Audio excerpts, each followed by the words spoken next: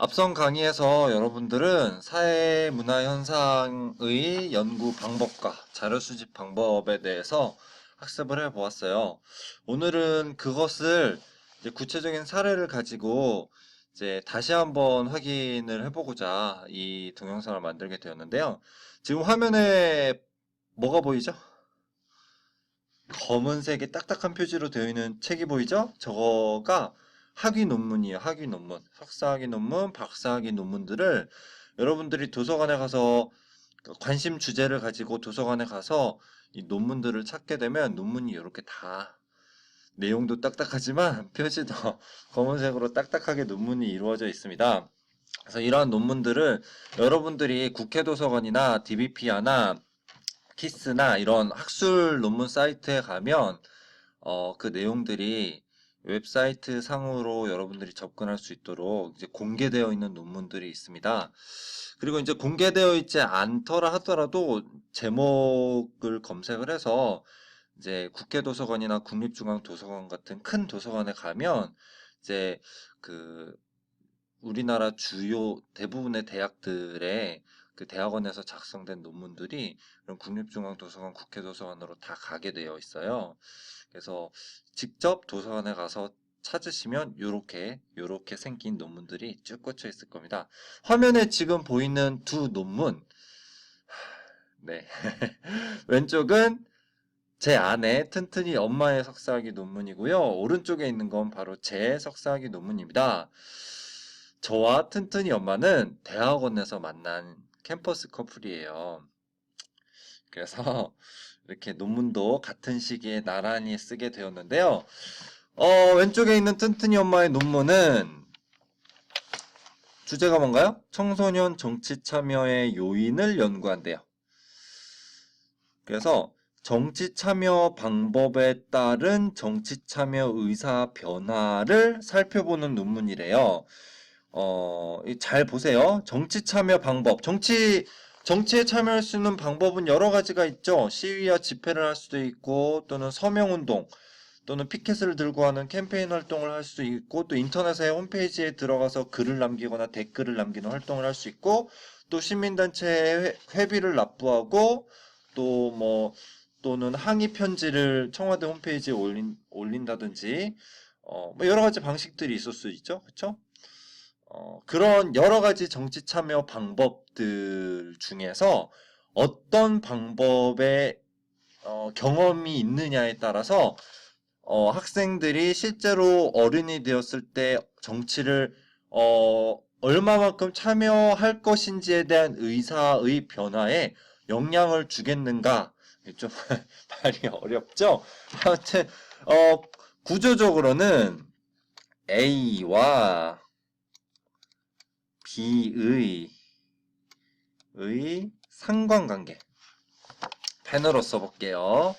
A와 B의 상관관계를 연구하는 논문이에요.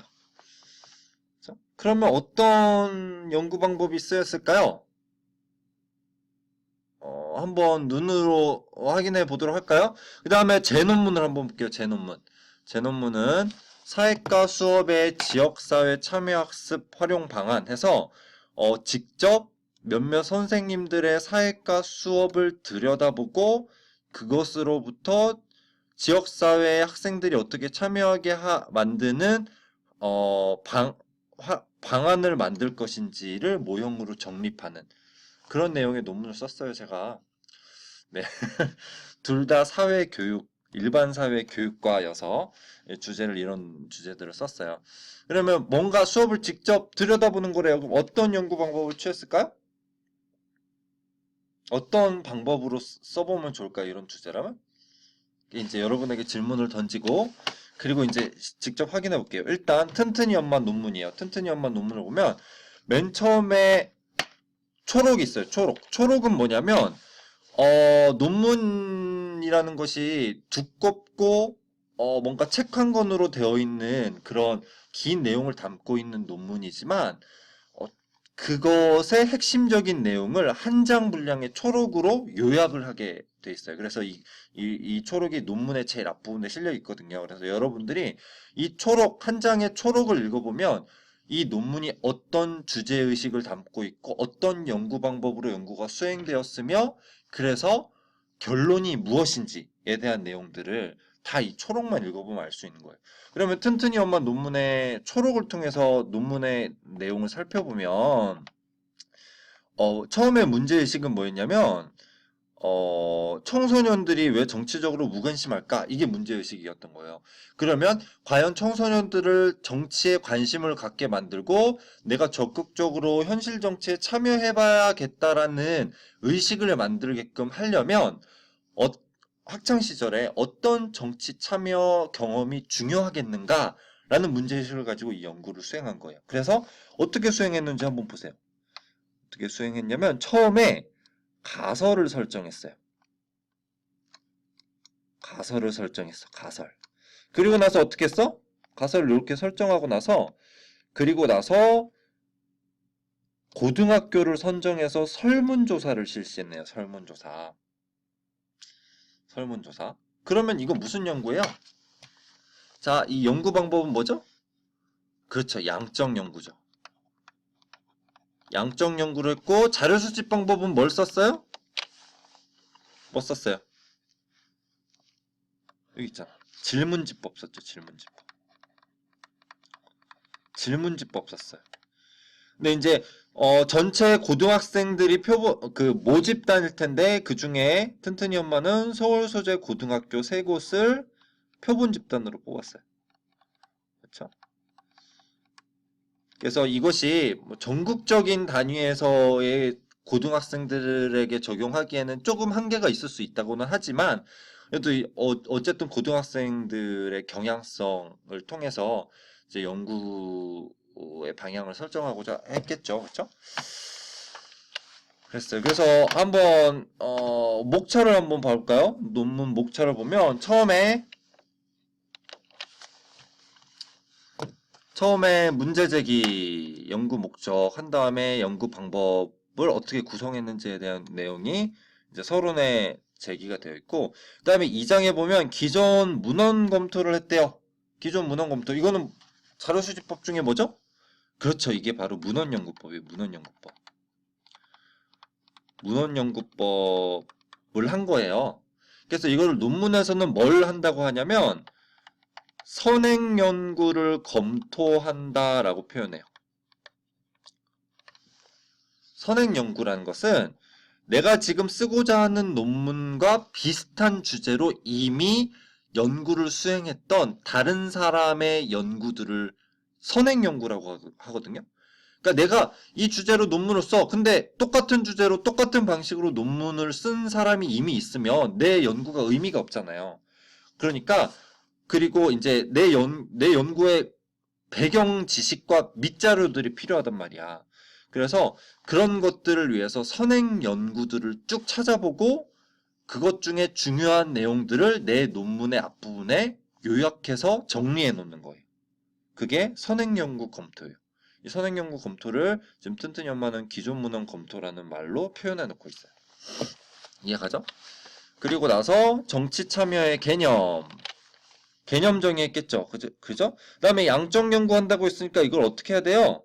조작적 정의해야 돼요. 조작적 정의. 그렇죠? 조작적 정의 여기 있죠. 개념 조작. 그렇죠? 아무튼 이렇게 선행 연구 한 다음에 그 다음에 선행 연구 검토한 다음에 내 연구를 해야겠죠? 그래서 양적 연구에서 뭘 해야 돼요? 일단 연구 가설 설정해야 돼요. 연구 가설. 그래서 연구 가설 설정하고 그다음에 연구 방법은 양적 연구 중에서 자료 수집을 뭘로 하겠다? 질문지법으로 하겠다. 그래서 조사 대상 설정하고 그다음에 설문지 어떻게 구성하겠다 계획 밝힌 다음에 개념의 조작적 정의 한 거죠. 그리고 나서 설문지를 실제로 고등학교들에 뿌려서 측정을 했겠죠? 그리고 나서 그걸 수집하고 분석하는 과정들을 거치겠죠. 그 다음 목차 있나? 네, 그 다음 목차들. 그래서 그 설문지들을 다 수합해서 분석을 했더니 그 분석 결과들이 이렇게 나왔다는 거예요, 지금. 이렇게 나왔어.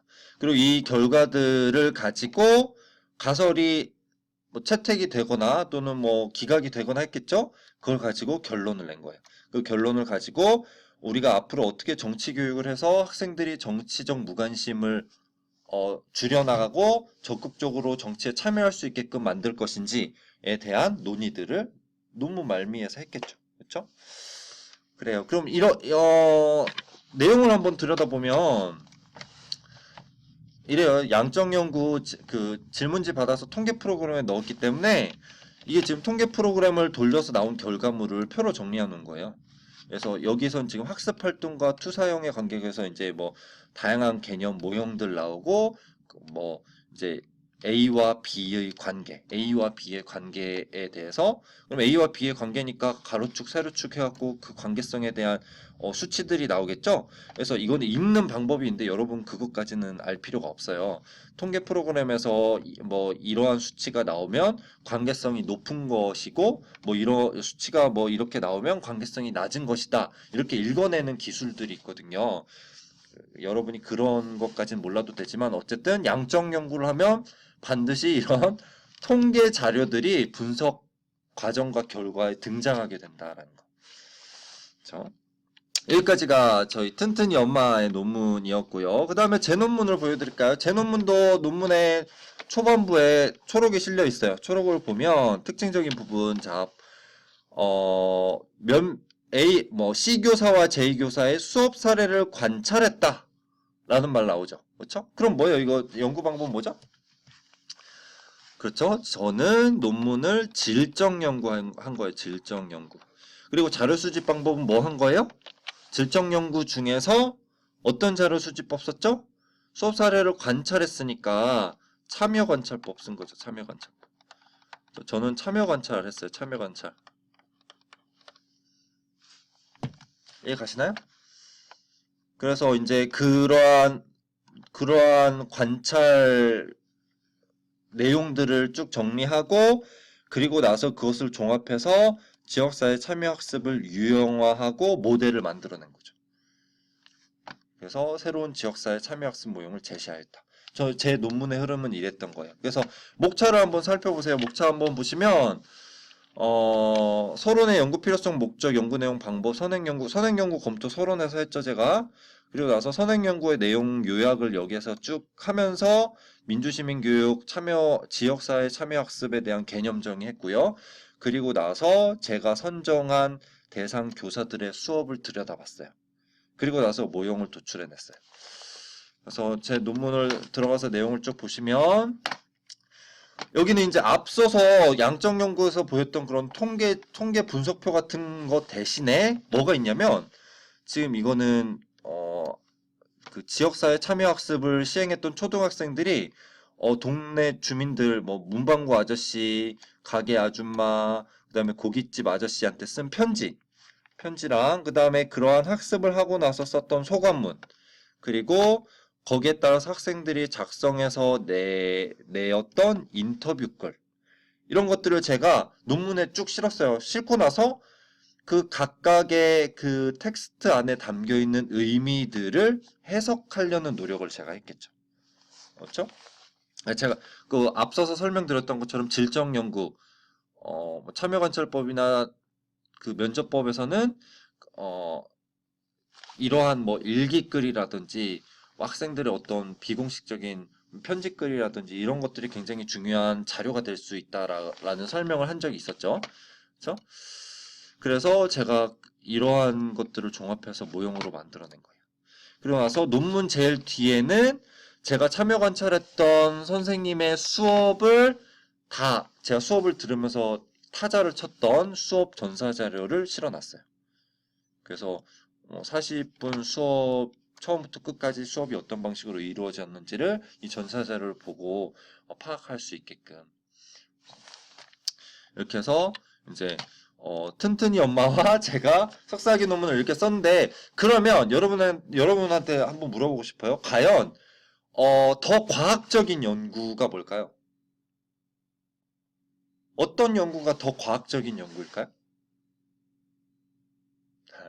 네, 저는 물론 제 거가 더 과학적이고 튼튼이 엄마는 자기 거가 더 과학적인 연구라고 우기겠죠? 하지만 둘 다 과학적 연구예요. 사회과학의 연구 방법으로서 이 양적 연구와 질적 연구는 모두 다 과학적 연구 방식 받아들이고 실제 학자들이 이런 방식으로 논문을 쓰고 있어요. 자, 오늘은 여기까지 하겠습니다.